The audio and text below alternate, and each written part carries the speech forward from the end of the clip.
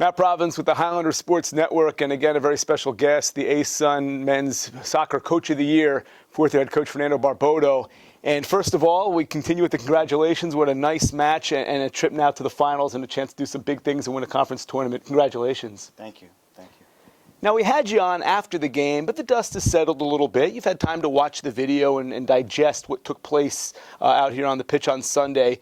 Tell me about your thoughts now as you've watched the game over and been able to take a look at it inside over and over. Yeah, I think, listen, I thought we did really well in the first half, the first 30 minutes of the game. I thought we dominated. We got our goal. Last 15, I thought we let up a little bit, and they got on us a bit on a couple of set-piece goal chances. The second half, I thought we came out real strong, got the goal right away, went up 2-1. But, you know, Stetson is a strong team. They have a lot of, spirit and fight, and they came back 2-1. I thought when we went up 3-1, I felt like we could have gone 4-5-1 with two chances that we had on the back post. We didn't. And then they took a lot of chances. They sent a lot of numbers forward as we were watching, my staff and I watching the video. They pushed with a lot of numbers forward, and we took a lot of pressure. And they forced the third goal, I think, with a minute or two left or something like that. But to be fair, like I didn't fear that we were going to lose that game. I thought we were in control of the game for the most part. But anyway, we won the game and at home, and we're in the finals. Yeah, it's very exciting. And before we let that game go, I do want to ask you about the back line, because we know about the number one highest scoring team in the conference. We know about the conference goalkeeper of the year. But I thought the back line played very well. I think our back line played quite well. I think they had a lot of shots to block. They had to be very organized and have, we talk about box intensity all the time on set pieces, and I thought they were quite strong.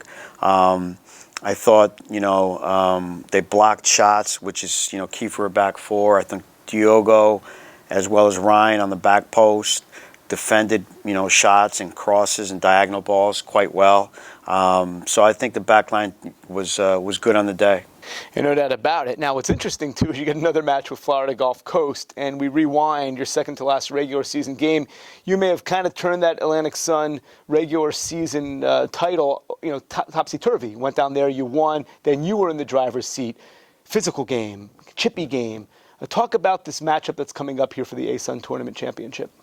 Yeah, listen, I think it's a good game from the perspective that I think both teams have very technical players, very skillful players, as well as, physical players in the back, both teams.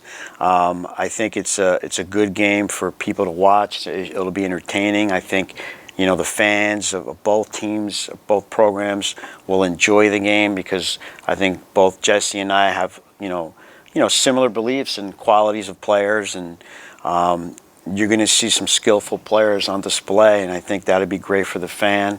But in terms of us versus them, I think I think who's ever great on the day is going to win the game, and if you're great on the day, then you deserve to win the game. So what's the schedule look like as the week evolves and you get closer to that ASUN Tournament Championship? Things status quo, or to talk about what you guys have to do to get yourself ready for this big game? Yeah, I think that we kind of slow drag it a little bit every day. We try to dial it up a little bit more, right? You don't want to dial it up too soon. At least in my belief as a coach, because you have too many days to go before the game. So we, little by little, we pick away, and we start picking away at pieces that we want to improve for that game or maintain, right?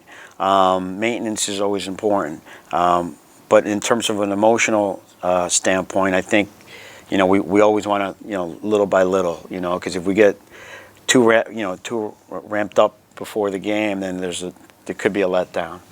And what about the time? I mean, you have 6 days to prepare. Is that a preference of yours, or would you rather just get right back at it?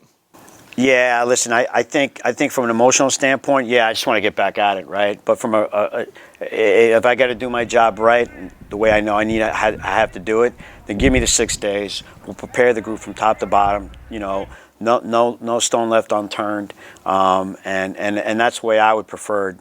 Any day of the week. Give me 6 days to prepare my group for any game, let alone a championship final.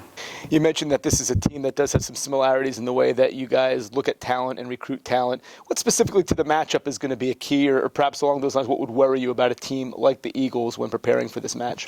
Yeah, listen, I think they have to prepare for our front four, all right, as well as our 2 center midfielders and our attacking outside backs.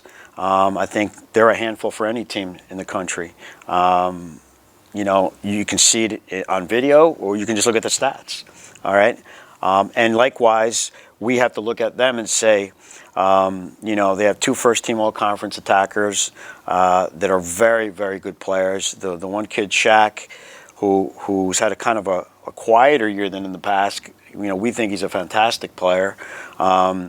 As well as their, guys in the back, their goalkeeper. So I think it's going to be a big battle. And I think, it's a great matchup for the conference because I think you have the 2 most talented teams on display Saturday night. Well, look, I'll tell you one thing. They're from Fort Myers, and the way the weather is out today, I'd rather be in Fort Myers. We're in Newark, and we're playing this game in Newark. Yeah. Does that weather potentially play an advantage for the Highlanders? I'm hoping. I think, just like when we go down south and we suffer with the heat, I think coming up north and playing in 30-degree weather has got to affect you a little bit. I always remember as a player, coming out my first fall game where it's really cold and your lungs are like, they're burning a little bit, from the cold air coming in. I'm hoping, that affects them a little bit. And that's our advantage for being up north. So some of the guys last week about what this would mean for them, not only to win a championship, to have a chance to play in the NCAA tournament. You and I have talked. Great career at Iona, a lot of great teams, a lot of great moments.